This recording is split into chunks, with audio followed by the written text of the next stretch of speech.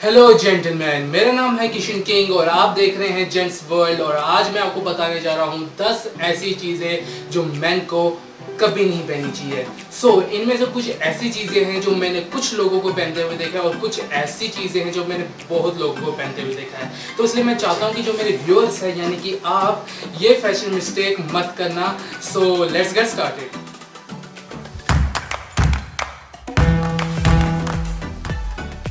जो पहली चीज है हमारी लिस्ट में वो है सॉक्स विद सैंडल्स। जेंटलमैन, जिस दिन आपने सैंडल्स के साथ सॉक्स पहनी है ना, उसी दिन आपने अपने स्टाइल का बदल कर दिया। और इसी को लेकर चलते हैं हम अपनी दूसरी चीज जो हमारी लिस्ट में है, वो है सैंडल्स इन जनरल।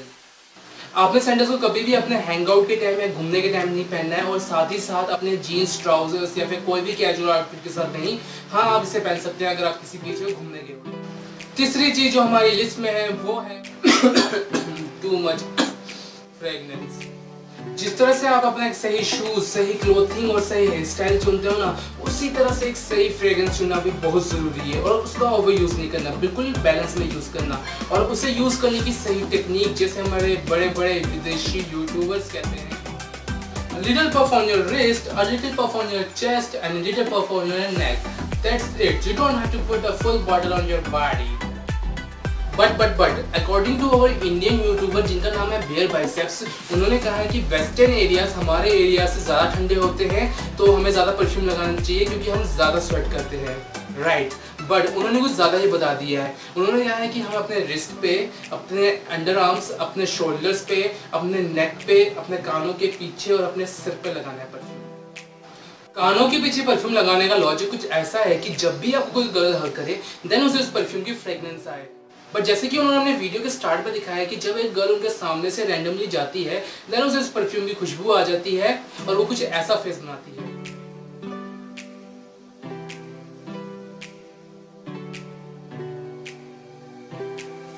तो ये सिंपल है, अगर आपके सामने कोई खड़ा है तो उसे उस परफ्यूम की फ्रेग्रेंस जरूर आएगी। और अगर आपने नेक पे लगाया है देन इट्स इनफ। अपने कानों के पीछे परफ्यूम लगा के उसे बेहोश करने का जुर्म आप मत करना। बालों पे परफ्यूम लगाने का लॉजिक कुछ ऐसा है कि जो आपका सर है उसका टेम्परेचर कम होता है as compare to rest of your body. तो आप लगा सकते हैं क्योंकि हमारे बड़े बड़े यूट्यूबर्स ये कहते हैं। बट मेरे हिसाब से आपको अपने रिस्ट पे, अपने चेस्ट पे, अपने अंडर आर्म्स और अपने नेक पे लगाना है बस। बाकी अगर आप बड़े बड़े यूट्यूबर्स की बात सुनना चाहते हो तो देन गो फॉर इट।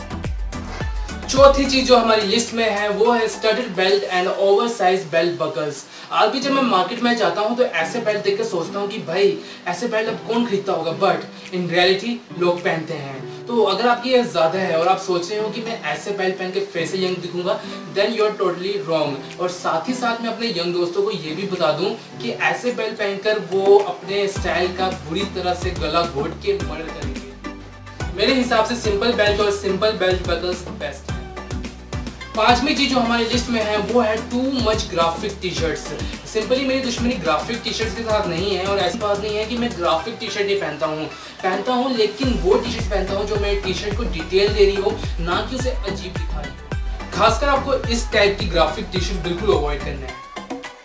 छठवीं चीज जो हमारी लिस्ट में है वो है sports shoes with casual outfits. Gentleman, मैं जानता हूँ कि अब में से बहुत लोग ये मिस्टेक कर रहे हैं, बट अंडरस्टैंड कीजिए इस वर्ड को, स्पोर्ट्स। आप ये शूज तब पहन सकते हैं जब आप कभी ट्रेनिंग पे हो या फिर जिम पे हो या फिर कोई स्पोर्ट्स खेल रहे हो, but with your casual outfits it's a big no. और ऑप्शंस की बात आ गई तो आपके पास ढेरों ऑप्शंस है, जैसे कि sneakers, loafers and lot more.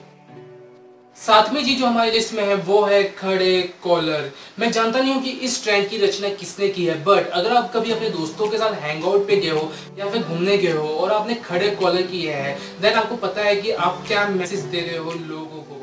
आठवीं चीज जो हमारी लिस्ट में है वो है क्रॉक्स। मेरे हिसाब से क्रॉक्स वो लोग पहनते हैं जिन्हें अपने स्टाइल और अपीयरेंस की बिल्कुल फिक्र नहीं है, बट अगर आप मेरी वीडियो देख रहे हो तो शायद आपको अपने स्टाइल की थोड़ी फिक्र हो, तो सिंपली अवॉइड क्रॉक्स। नौवीं चीज जो हमारी लिस्ट में है वो है, तो जब मैं मार्केट या फिर कॉलेज में होता हूँ तो मैंने बहुत लोगों को ये फैशन मिस्टेक करते हुए दिख रहा है, और उन्हें देखकर मेरे दिमाग में बस एक ही ख्याल आता है, कौन है ये लोग, कहां से आते हैं ये? इनके पास ना रहने को घर है, ना रोजगार है, ना पैसा है, फिर क्यों चले आते हैं हमारे खूबसूरत शहरों को की खूबसूरती पे बट्टा लगाने? सिंपली ये करना है कि